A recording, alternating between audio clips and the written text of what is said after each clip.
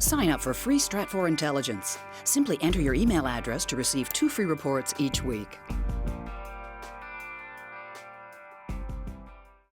Last week, Al-Qaeda in the Arabian Peninsula released the 5th edition of Inspire, their English language magazine. We're going to take a look at Inspire now to see what it says about the organization.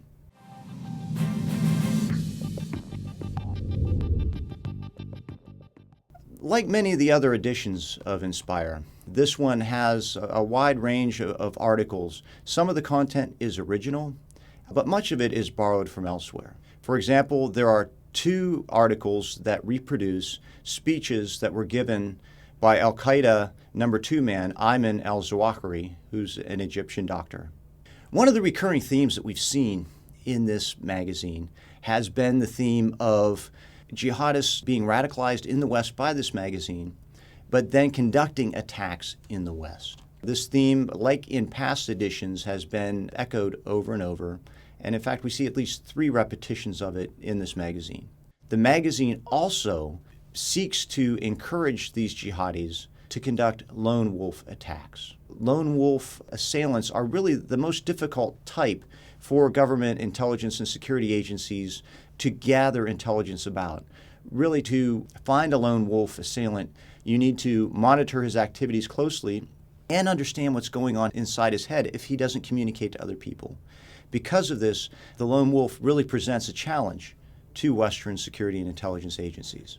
Now, like the other editions of Inspire magazine, this magazine also is very slick production-wise. It's meant to be appealing, especially to younger aspiring jihadis in the English-speaking world. Places like the US, the UK, Canada, even countries like Pakistan and India. One of the hooks that Samir Khan uses in this magazine to kind of draw in his readers is the use of lampoons with these fake advertisements that he puts in the magazine. In this current edition, we see ads put in ridiculing Muammar Gaddafi, the Libyan leader, also the Yemeni president, Saleh. Inspire magazine has a regular feature called Open Source Jihad.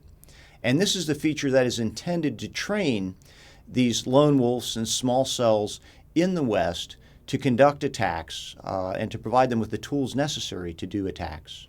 However, in this edition of the magazine, the only article that's in the Open Source Jihad section is an article on field stripping the AK-47. And obviously that's not a particularly useful skill for someone in the West looking to conduct a terrorist attack. To help place Inspire in context, it's important to remember that Samir Khan he was raised in the United States, and he was living in his parents' house in North Carolina, publishing jihadist literature from the U.S. For several years.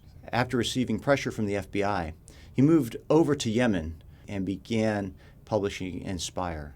But it's important to remember that he's really more of a jihadist cheerleader and not a real seasoned, battle-hardened veteran.